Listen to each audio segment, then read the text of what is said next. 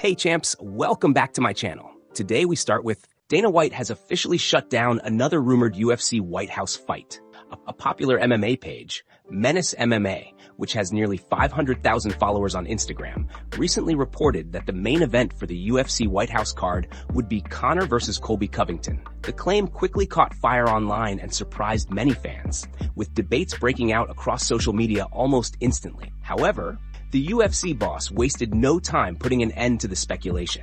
Dana White responded directly to the rumor and made his stance very clear by writing, "Total BS." He went on to explain that the official White House matchmaking meeting was scheduled for the following day. According to White, Mick Maynard was flying in specifically for that meeting, and the promotion expected to have the fights fully dialed in by the weekend. White's response made it clear that no bouts for the White House card had been finalized yet, and that any reports claiming confirmed matchups were completely false. For now, fans will have to wait until the UFC makes an official announcement. And before we continue, make sure to leave a like on the video and subscribe to help support the channel.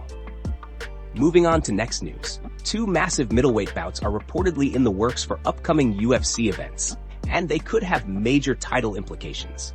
According to MMA reporter Ruben Carter, Du Plessis vs. Brendan Allen has officially been signed for UFC 327, set to take place in Miami, Florida. The matchup immediately grabbed attention, as both fighters are firmly positioned in the upper tier of the division. Du Plessis is coming off a tough loss to the reigning middleweight champion Khamzat at UFC 319. In that fight, he dropped his title by unanimous decision after being controlled and dominated on the ground for much of the contest. Despite the setback, Du Plessis remains one of the most dangerous and physical fighters in the division, and this bout represents a crucial opportunity to re-establish himself as a top contender.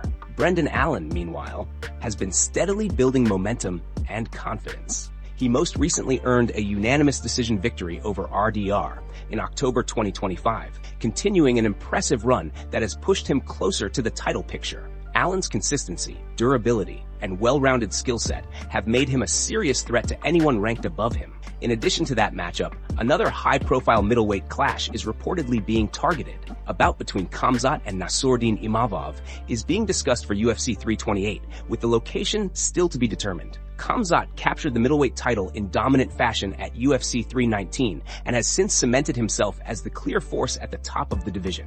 Imavov has also been on an incredible run. He scored a stunning knockout win over former champion Israel Adesanya and followed it up with a strong unanimous decision victory over Barallo in September 2025. Together, these two potential matchups could shape the future of the middleweight division in a big way. Moving on to next news. Khabib has made it very clear that he believes Makhachev versus Ilia is the biggest fight in the UFC right now.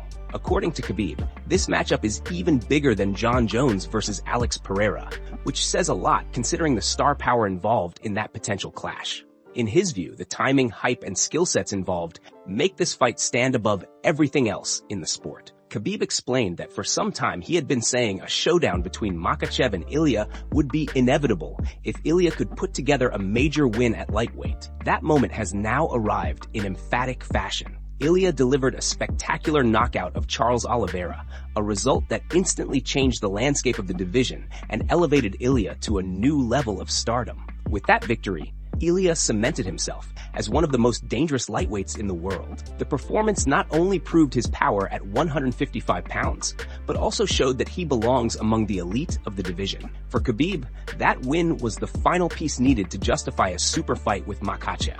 Now, a potential clash between Makhachev and Ilia feels very real and closer than ever. The matchup brings together elite wrestling, pressure, and control against explosive striking and finishing ability. If it does come together, it would represent one of the most anticipated fights in recent UFC history and a defining moment for the lightweight division. Moving on to next news. Aljamain Sterling has called out Movsar Evloev, questioning his reliability ahead of an upcoming matchup.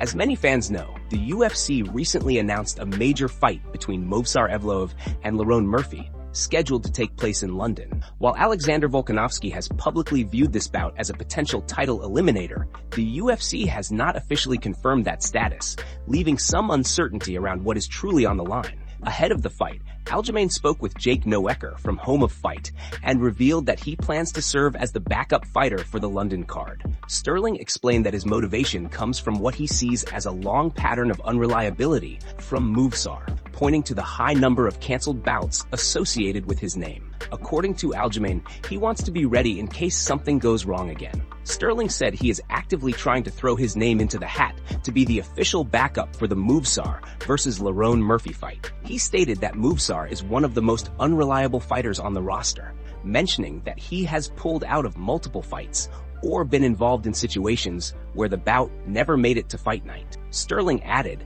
that more often than not, Movsar ends up being the reason the fight does not happen.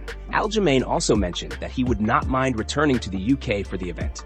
He talked about enjoying the chance to see his grandparents, his grandmother, and his cousins, saying it would be a fun experience overall.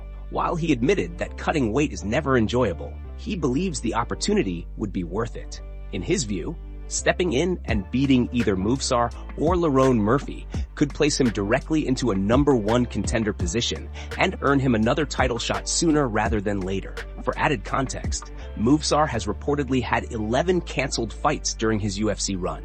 Out of those 11, he personally pulled out 4 times, which has fueled the criticism surrounding his reliability. However, Sterling's comments have not gone without pushback.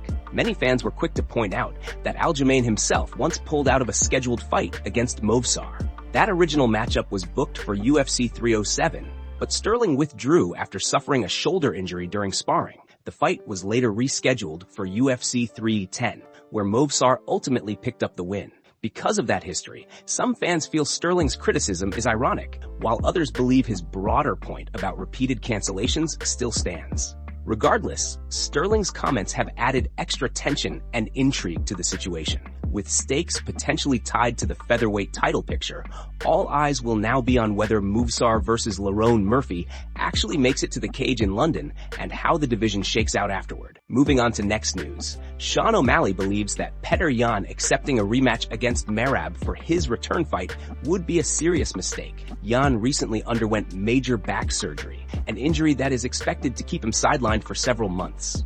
While the UFC has reportedly promised Merab a rematch with Yan, O'Malley warned that jumping straight into such a demanding fight so soon after surgery could be dangerous for Yan's career. Speaking on a recent episode of his podcast, O'Malley explained that he dislikes the idea of Yan rushing back and immediately facing one of the most relentless wrestlers in the division. He pointed out that back surgery is no small issue and said he has no idea how extensive Yan's procedure really was, but from the outside, it sounds serious.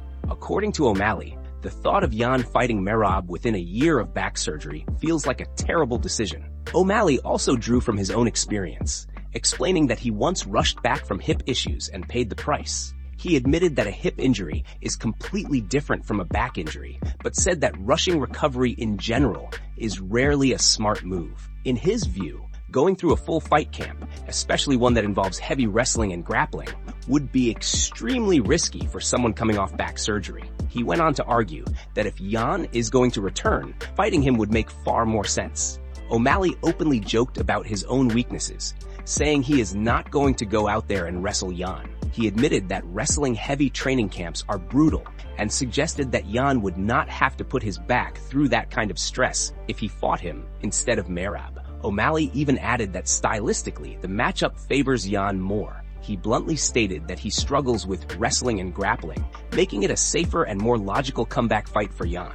He also reminded listeners that his recent run has not been great, noting that he is 1-2 in his last 3 fights. Overall, O'Malley made it clear that while a Yan versus Merab rematch may be exciting on paper, the timing feels wrong. From his perspective, protecting long-term health should come first, especially after a serious back surgery, and choosing the right opponent could make all the difference for Yan's comeback. Moving on to next news, it looks like Garry may finally be on the verge of a title shot. In a recent Instagram post, Garry revealed that he has officially begun his training camp and teased a potential matchup with Islam Makhachev. He posted a short message that read, "What's the plan today? Wrestling? Maybe?"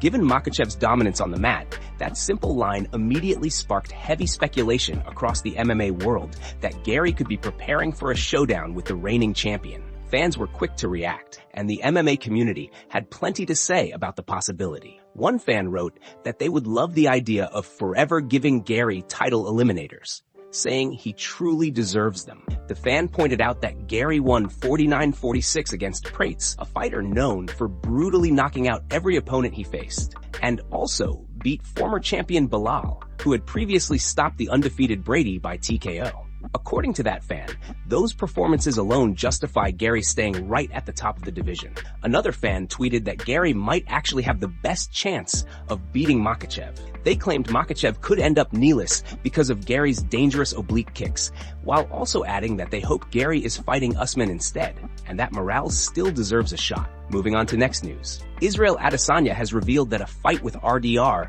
nearly became a reality last year. In a recent video uploaded to his YouTube channel, Adesanya explained that he was set to face RDR on short notice, but the matchup ultimately fell apart after he suffered an injury during training camp. According to Adesanya, everything was lining up before the setback changed the course of events.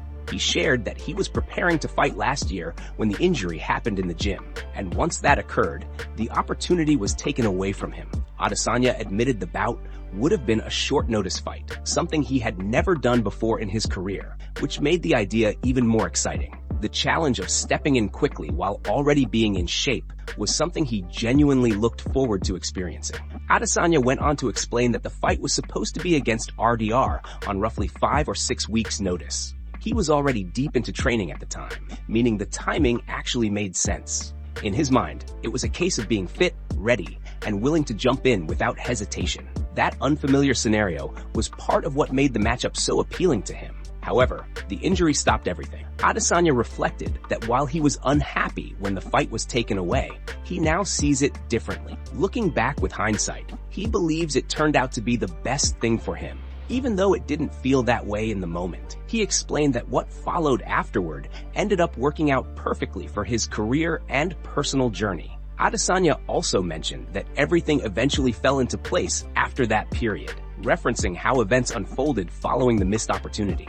In the end, he views the canceled fight with RDR as a moment that taught him patience and perspective, reinforcing that sometimes setbacks can lead to better outcomes down the line, even when they are difficult to accept at first. Moving on to next news. Israel Adesanya also opened up about the topic of retirement, admitting that while he has thought about walking away, he still feels he has a few fights left in him. Adesanya explained that he knows the number is less than 10 and definitely not past that mark, giving fans a clearer picture of where his mindset is at this stage of his career. He broke it down by saying that if he fights now and then fights once more toward the end of the year, that would already be 2 bouts. From there, he feels comfortable fighting twice a year, which means he could still be active throughout next year as well. According to Adesanya, 2028 is the point where things start to feel uncertain. He admitted that he cannot really see past 2027 and does not like thinking too far ahead into the future.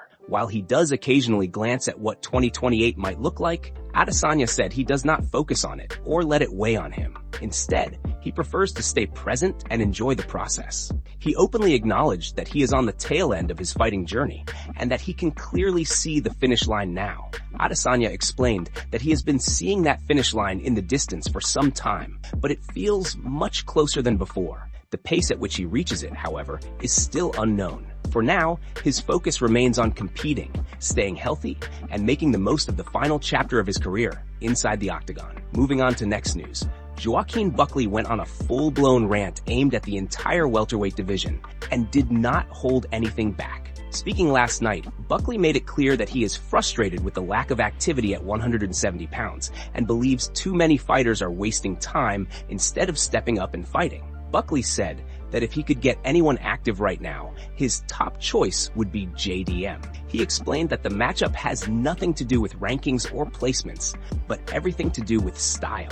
According to Buckley, him and JDM would be pure fireworks inside the cage. He pointed out that both of them know what it feels like to be held down for long stretches in fights, saying he dealt with it for 4 rounds while JDM went through 5. Buckley even referenced JDM nearly breaking down emotionally in the octagon, suggesting that shared experience would make their fight intense, honest, and satisfying for both men. He doubled down by saying that when they fight each other, they would both be proud of the work they put in.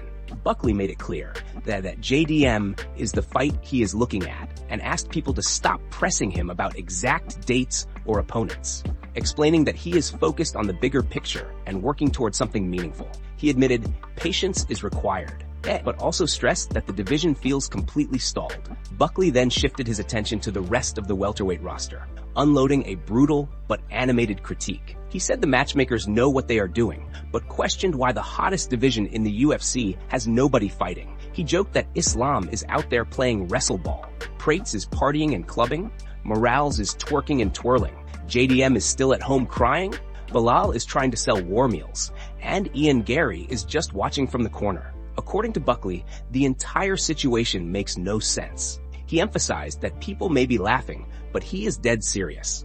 Buckley said this is not a joke and that the frustration is real. He added that he is ready to see what everyone in the division is truly capable of in 2026, because right now, in his view, everyone is wasting time. He stressed that every single fighter at welterweight is stalled and letting opportunities slip away. Buckley ended by pointing out that Shavkat is gone and completely knocked out of the rankings, further highlighting how chaotic and inactive the division has become. His message was clear and loud. He wants fights, he wants activity, and he wants the welterweight division moving again.